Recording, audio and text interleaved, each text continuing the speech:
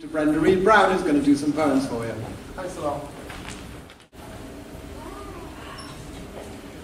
In the beginning, omniscient as I am, I knew that soup would one day be a starter, so that's where I began, with soup, primeval, a gloop, something like gravy, though not savoury or sweet. Neat, I thought, but a bit too much like what would one day be school dinners. Time to begin again. My first creature, to be honest, it didn't come out that well. A single cell, it didn't even squeal when I gave it a prod, and I thought, oh God, well actually, oh me. Creature 2 was a spineless eel, an aquatic worm. All it could do was turn, so I moved straight on to number 3, a fish. But I still hadn't got the hang. Not having any fins, it never swam, without gills, it couldn't breathe, looked sickly. It died quite quickly. Creature 4 was swift and sure, but had no eyes, kept bashing into rocks, and despite its size was soon snapped up by number 5, which had fins, gills, vision and teeth, all it needed to survive, until it met number 6, the shark. But even that didn't like the dark, and I'd made day and night eons before, much too late to change. Creature 7 was kind of strange. It kept flinging itself up on the sand. It seemed to want to be on land, but already I was dissatisfied. It seemed no matter how I tried, my creatures weren't on side. They didn't tell me jokes, sing psalms, entertain with witty repartee. I knew I'd have to make millions more before they even thought about TV, and they had no faith or doubt. There's definitely something I'd left out. Anyway, back to number 8, which met its fate with number 6, the shark, as did 9, 10, 11, 12, and indeed 13 to 20. The shark had seed and plenty, and so did it. It had learned to breed, so I went large. Yes, we have fast food in heaven, and bulked up number 7, 2 flavours. One with fearsome teeth and armour, the other huge but wouldn't harm a fly. They thought, they died. Ages went by, literally, and meanwhile I pondered bitterly about what I had done. Still, my creatures weren't much fun, and I couldn't think of a solution. So I invented evolution and left them to it. Oh, I called in from time to time. 41,099,000 engendered quite a fuss. It looked very much like us, only crouched and covered over with hair, but I had stuff to do elsewhere. Plenty of planets to play with out there. And it's only recently that I popped in again to find that now they call themselves men. Though actually they're little boys who treat like toys the cells that I have given them. But they write poetry and make laws. They love, they hate, they're cruel and kind, shine smiles, shed tears. They try and fail, they think, create, they are genetic engineers. I wanted creatures just like me, and now at last, after all these years, that's what they've turned out to be. Against almighty odds, they are not worms or sharks.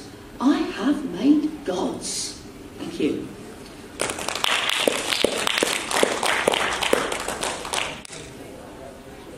I'm going to do a Halloween poem now. I know it's not quite Halloween, but the stuff's been in the shop for weeks, and there's only a very limited period of time when I can do this one. So I'm hoping that you'll all join in and pretend that it's Halloween. Cheese and onion crisps and a bottle of ginger beer. Already at the back, not surprisingly, I hear moments of unrest. What the hell's that got to do with it, Halloween? I will explain. I'll do my best. I'll set the scene. Long, long ago, in a city far, far away, London, early 60s, when everything was grey, even the hazy pictures on the television screen, black and white, my behind. Nothing so precise or well-defined, but we were very nice and so refined. Not in a million years would we have thought of trick or treat. Mugging poor old ladies for a biscuit or a sweet, you must be joking. We thought we'd won a prize, poking diamond holes right in scraggy pumpkins. Though I was a timid child and knew my place, couldn't even look a pumpkin in the face, they were so pierced and fierce. Grr. Anyway, this particular Halloween, my parents decided I had grown enough to be left on my own for the very first time, home alone, while they went to a party.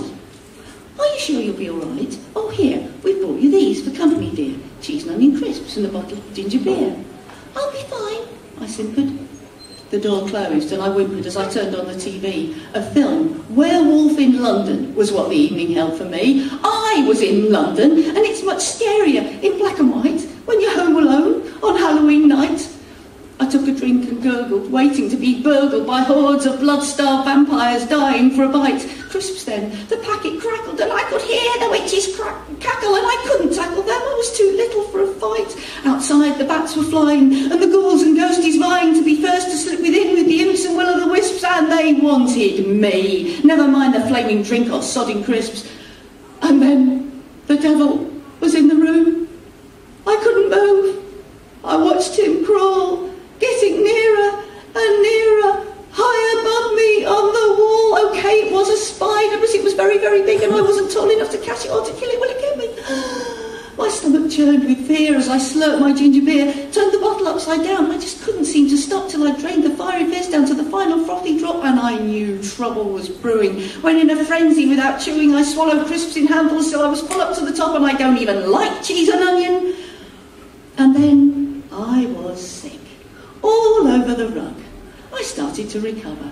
With a smile and a shrug, I took myself to bed, contented that my mother and my dad deserved this gift for being mean on Halloween and going off to party, leaving me to face my fear with nothing but cheese and onion crisps and a bottle of ginger beer. Thank you. This next poem was written for the Cheltenham Science Festival a couple of years ago, when the overall theme of the festival was heresy. It's called Bert and Me. I've got a friend who's a heretic, Bert. Oh, his heresy is quite specific. He thinks the recession is terrific. He says the old capitalist system's rotten and should be swept aside and forgotten. He comes from Stroud. So I said to him, people like you just don't think things through. How would we buy stuff? We'd swap, he said, like they used to do. Money wouldn't be allowed. Trade and barter, exchange and martyr, ban on cards and plastic. We'd learn that resources aren't elastic. And, he went on, the multinational corporations would be smashed to the ground, which we till and plough and sow and reap, till we found a level of subsistence appropriate for sustained existence, an economy based on agronomy. And we, the pinnacle of creation, would realise the true civilisation that the natural world has to offer. Bert's a bit of a philosopher, but me, I work in the hospital, see, cancer unit, oncology. The courage of those patients makes me weep. And their treatments, well, they're all high-tech. Drugs and x-rays don't come cheap. Gadolinium doesn't grow on trees, and you can't knit them things that do endoscopies. And if the world was run Bert's way, well, where would they come from? Who would pay? So I put this to Bert. Excuse me, I said, but you can't cobble together a positron emission tomography scanner in a garden shed. And I don't care what you think. No one ever cooked up a batch of tamoxifen in a kitchen sink, however well scrubbed. I could see I dropped him up the wrong way. For the first time since I've known him, he didn't know what to say, so I pushed my point home. So what should we do then? I suppose you'd let them all die. That the world might find everlasting life, was his reply. Oh, yes, I cried, what, like God gave his only son? Or the coalition, they believe in sacrifice. Other peoples. Now, I probably shouldn't have said that. It wasn't very nice, and he does care about humanity, Bert, but me, I just see people. And I didn't want him to feel hurt, so I added, not that I've got any answers, that's for sure. But you know what? Bert, my heretic friend, he don't seem to like me anymore. But that's okay.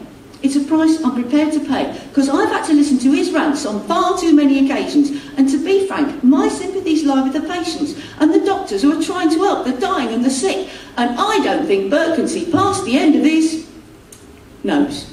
Thank you. I'm going to finish with a love poem. I always think it's nice to finish with a love poem. And this is set in that most romantic of settings, the multi-storey car park. It's called NCP. Strip lights and concrete. The sign said NCP, the end of our first date. And this near stranger looked at me, and the strip lights became candles. And the concrete wasn't there, but hung with rainbow velvet. The watchman wasn't there, and the ticket machines were humming a new and lovely tune, and he kissed me, and the strip lights turned into a full moon. The winter chill of concrete held the sunshine of the spring, and the echoes of cars leaving was a choir about to sing. The exhaust fumes smelled like perfume, and the strip lights burned inside me, and this stranger was the lover who I hoped would stay beside me all my life. We agreed to meet next day, and he smiled and walked away, and the strip lights were just glaring, and the concrete cold and bare. But I knew this was the real thing, and my feelings quite proportionate when I found I didn't care that this was NCP, and the charges were extortionate. It cost me a small fortune parking for our date, but £10.50 for new love. That's not a bad rate. Thank you, I'm Brenda Brown, thank you very much.